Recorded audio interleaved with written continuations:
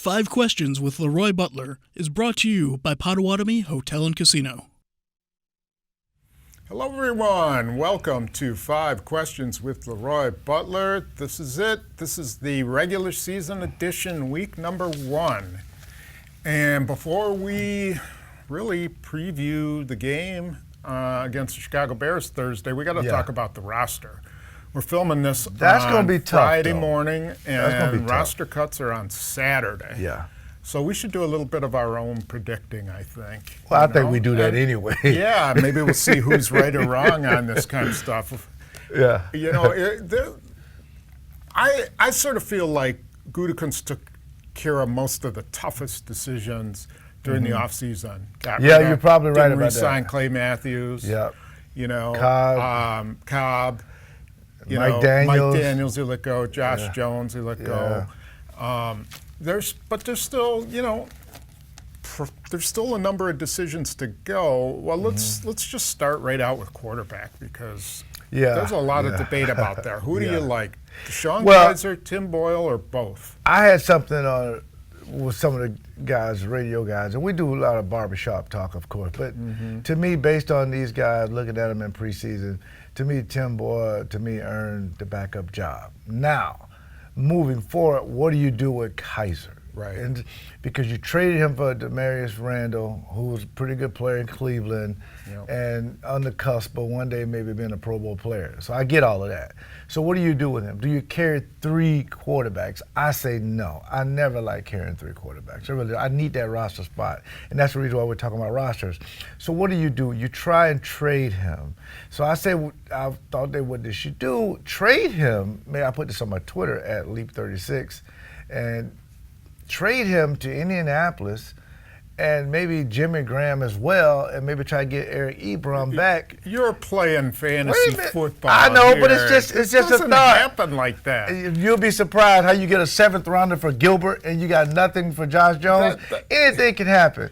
But let me finish for a minute, because you would think Eric Ebron numbers are going to come down because he doesn't have Andrew Luck. Can I take my name off this show? No, you can't. You can't.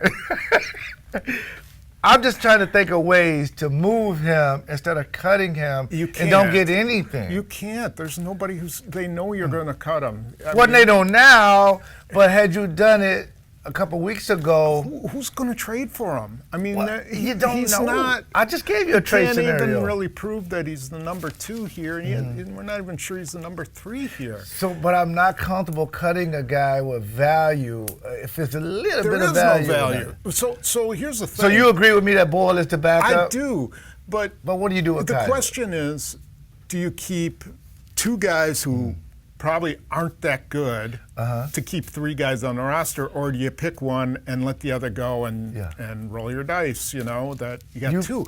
I myself like Manny Wilkins a lot. Oh, I think that guy is going to be to do what? A player. Develop? He's going to have to be. So I would put him on the practice squad. So he will clear waivers? He would be your 3rd. Now that's the question. Smarter people than I know whether he's going to clear waivers. There's nobody smarter than you. And the Packers have to make that They got to make that decision. Yeah. But what do you do with Kaiser? I got to let him go. I'm just going to have to don't know wait about him. letting the second round go pick ahead and trade shop him. You can shop him, but you're not going to get anything. Well, not now. It's too close to the season. But it's better than getting now's the time to do it. It's better than getting a veteran who's been sitting around doing nothing, and you bring him in. He doesn't know the offense, and because no one's going to sign Colin Kaepernick, so you have to figure out a way to make Boyle your backup. That starts first. Now you can do your roster moves all you want. Okay, but you're for two QBs, right? Yeah, just 2. Just 2, because I need that spot. Now, running back, do you want to go 3? And we're not talking fullback. We're just talking running back, 3 or 4. So we've got Aaron Jones, he's in. Yep. Jamal Williams, he's in. Yep. Then you're talking Dexter Williams or Trey Carson or both? Dexter Williams is my guy. I've seen enough of him for him to be okay. Matter of fact, I've seen enough of him, and I'll work with him with his protection and pass catching, because that's going to be the issue. But to me, he seems like the guy that's ready enough, scored 12 touchdowns at Notre Dame, that you can give him the ball to survive a game or 2 until the other 2 guys, for some reason, get hurt. He showed some vision and cuts in this last game finally that made me say, okay, he's got a chance to be more than just an ordinary player. Yes. Whereas I think Trey Carson is kind of an ordinary player.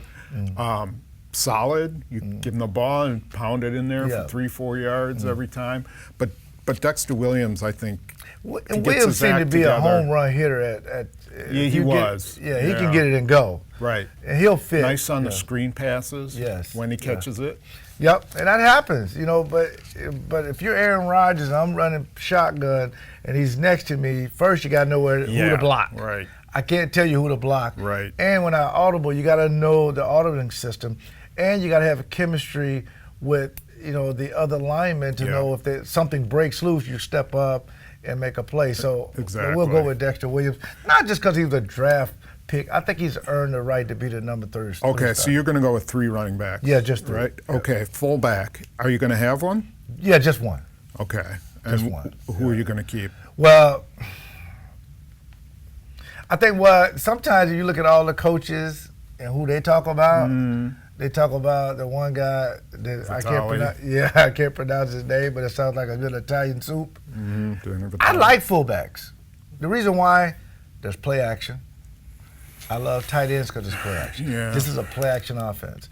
When you had the John Coons of the world just on your roster, when they came in, safeties had to think, is it going to be pass or run?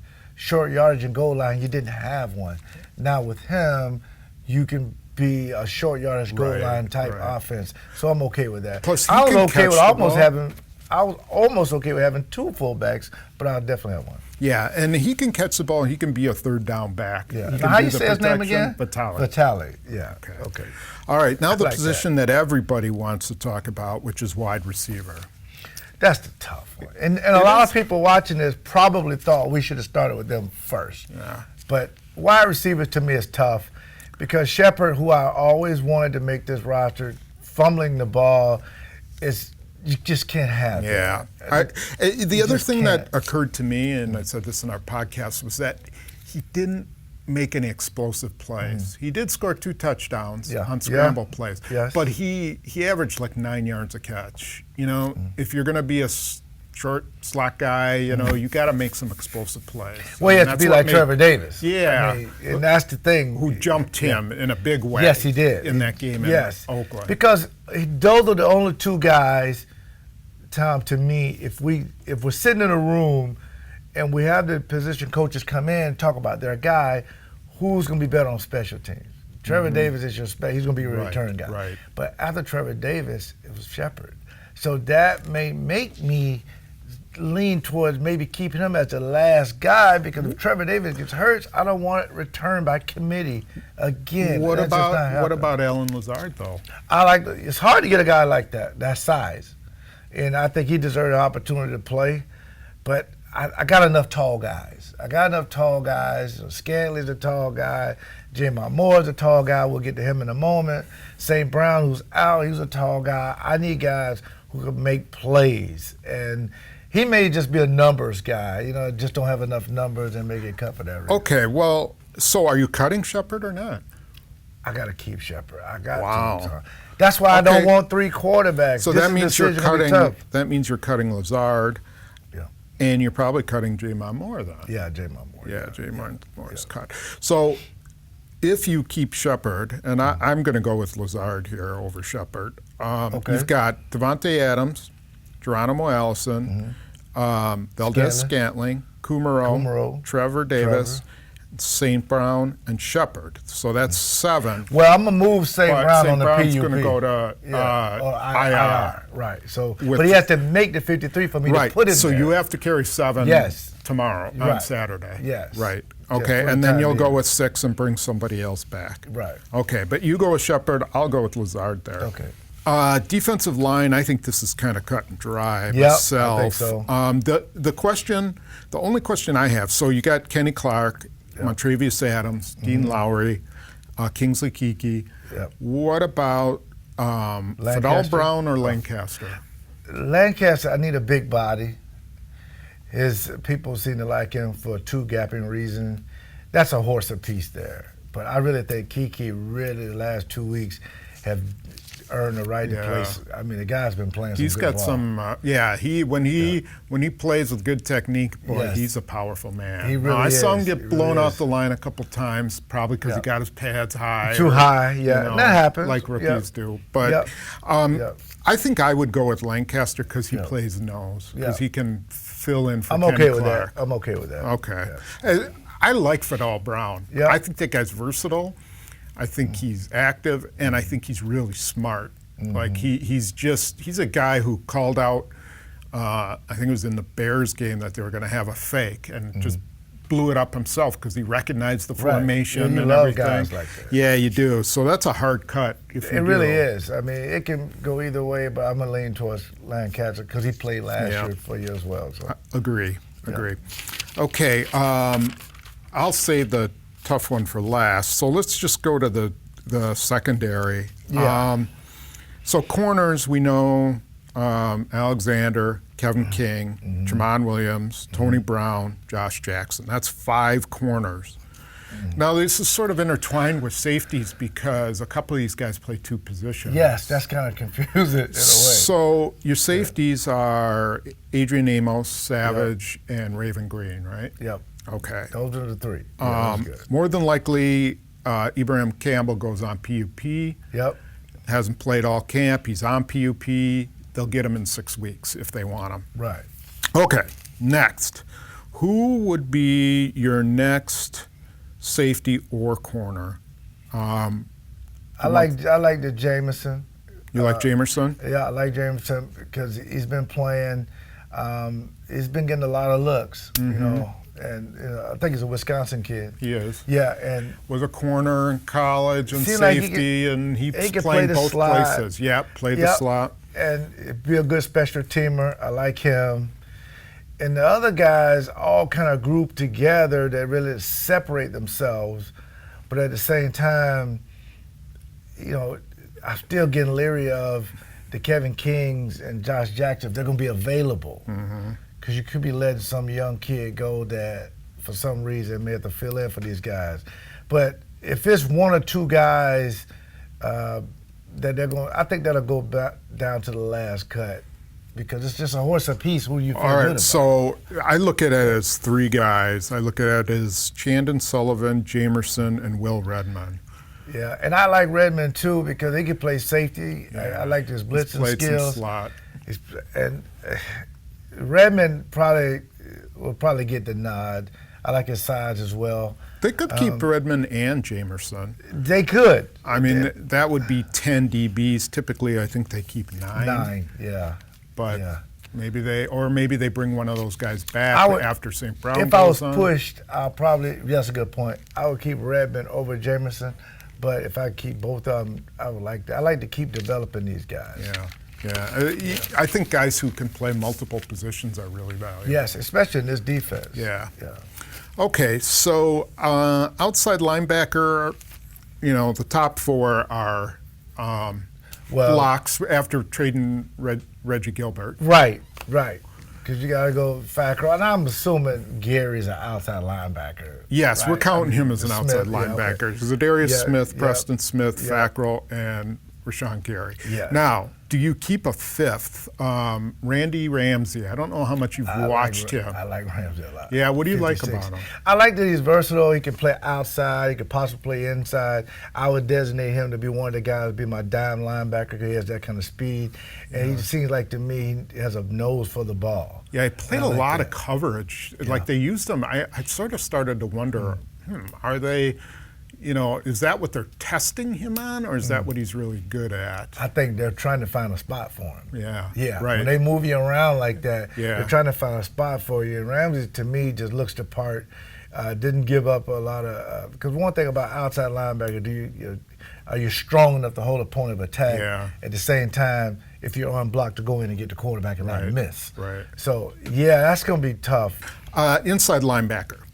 Okay. All right, now we're talking. This is where there's going to have to be some real decision making. Now, breaking news: they did cut Brady Sheldon today. Okay. So he was my dark horse. I liked him. Really? Yeah, Okay. I liked him. even more than Ty Summers, but apparently I'm wrong on that one. Sometimes you got to be at the best place at the best time and get the best opportunities. Yeah. I mean, we know that Blake Martinez and Oren Burks are going to be on the roster. Burks is not going to be ready for the first game, probably not ready for the second game. It'll probably be 3 or 4 weeks, but I think the way they were talking, they didn't want to put him on the pup because he could be ready before then. Yeah, IR, yeah. Yeah, so I don't. So they got to have a starting inside linebacker. And Bolton had a good camp. He had a really good camp, and I talked to him on Thursday night, and he was going to get a scan today. Yeah. I just hope it wasn't the ACL. It's got to be. I mean, he said it kept being inconclusive, but it's one day it feels really good, the next day's stability isn't as good. They know. They just don't want to tell you. I mean, they want to make sure. So we'll take Bolton out because I think he's going to be on IR. Yeah, I think so too. Okay. But Summers really helped himself, of course. He did. Every time you can do a leap, that also helps. I mean, but you know, they all and you like the kid 58. Yeah. You know, they all are tall guys, but the physicalness, they just don't have it. They're just going to be good tacklers, Who's but not the starter? Who's the starter I know, next to Martinez? They have to go out and get somebody, don't they? This late? I know, and that's the thing. If you get a guy on Saturday or Sunday, he's got 3 days to get ready for the Bears. Is he ready to play? I mean, maybe he could play first downs and then you go to nickel after that. Yeah, but that may not be what you want to do, though. You have to figure that all out. Yeah. I mean, you just may have to just start Summers and just see where it goes. I mean, might. You may have to because when you lost Mike Daniels, a guy who could stop the run inside, the interior of your defense, it can be a problem. Well, and if I'm the Bears, and I know that Ty Summers is starting, I am, sending that back out. Yep. Every time. All day. You're going to put Cohen in. Cracking on him with a tight end or a slot guy. I'm doing all kinds of things to make him work. I would like to see Cal Fackrell in there playing some middle linebacker. And also like to see one of the Smith brothers play middle. You know what I would do? I would put Preston Smith. Yes. I'm okay with that. Find some way to play a 4-3 with Preston Smith as like a weak side guy or something where then you've got Zadarius Smith, Kyler Fackrell, and you got them all on the field with one package. Yeah. Or you have 3 defensive linemen. You put Zadarius Smith as the 4th defensive lineman, and then you play 3 linebackers behind that, like a 4-3 stack or something like that. Yeah, like an elephant defense too. Yeah, you can put his hand in the ground or you can stand up. It doesn't matter. I like that. So Pettit, we just cured. There you go. Yeah, you can have that free. You can just do it. Just use it. Just think we're weirdos. I don't know what I'm talking about. No, but it makes sense though. I know, but it makes sense to come up with these kind of plans, and I think that's the reason why. This defense has to play better, and people are expecting this because you got to fix these problems on the way, and inside linebacker is an issue. Okay. Last kicker, Crosby or Ficken? Oh, hey, listen, if Ficken was here past last week, that means he's in the race. Mm-hmm. When Crosby missed the extra point, I had to think that the higher-up said, well, is it time? Mm-hmm. Almost like when Brett Favre threw the interception against the Giants, is it time to go to him? Right. Sooner or later, because Gutekunst has made tough decisions before. He has. And now they announced Lane Taylor will be the starter, so you don't have to go through that with Jenkins. Everybody right now, if you're a Packer fan, is watching what they're going to do with the kickers. I would just unless Ficken was so much better than Crosby, I would make Crosby the starter and just waive Ficken because I need that spot. I'm not going to carry 2 kickers. Yeah. But I will say this, though. In this kind of environment, Chicago may even go sign him. I know that's the narrative now. Chicago may sign one of these guys. Ron Wolford taught me, you got to think about your team first. Yeah. And that's what Ted Thompson would do. Right. Think about your team first. And Crosby would be the. Plus, you're assuming that game's going to be a field goal game anyways, and we don't know that that's going to be the case. So make the best decision for your team. But what's your take on why that decision is taking this long? I think they want to give Ficken every chance to show he could be the future of their kicking game. You know, Mason Crosby, I don't know how many years left he has. I thought he hit the ball really well this camp. He missed one field goal. He missed the extra point on Thursday night, but I thought his kickoffs were good. Yeah, his kickoffs were very I good. thought his field goals looked good. Yeah. Like they weren't, you know, there weren't any miss hits. They were all nicely hit, even in practice. Yeah. Ficken's just got a big leg, and maybe, you know, maybe he's the guy who in the long term is going to be your better option. That's what I think they're trying to figure out. Saves you about $4 million. Yeah, that too. Yeah, and I think they're 15 under the cap anyway, but money is always an issue. But we'll see with all these cuts, and you can get on to Chicago, because the sooner you can set your roster, the sooner you can turn your focus to Chicago to understand you must, for the 100th year in the NFL, you know, you got to beat the Bears. And so, you know, that brings us into prediction, I guess. Yeah, I don't know. Well, I didn't know if you want to even do that kind of stuff. Yeah, before you throw that out, let's talk quickly about the Bears. Yeah. They have a new defensive coordinator, Chuck Pagano, former Colts head coach. Yep, I know his game. Comes out of the Baltimore Ravens system. You know, Marvin Lewis and Rex Ryan, and he could be really aggressive. He could come out really attacking. Do they have Khalil Mack? They have Khalil Mack. It don't matter. Yeah, it does. It don't matter. Bad. That's all there is. He's a grown man. I mean, he's a varsity guy playing against JV guys. But I will say this.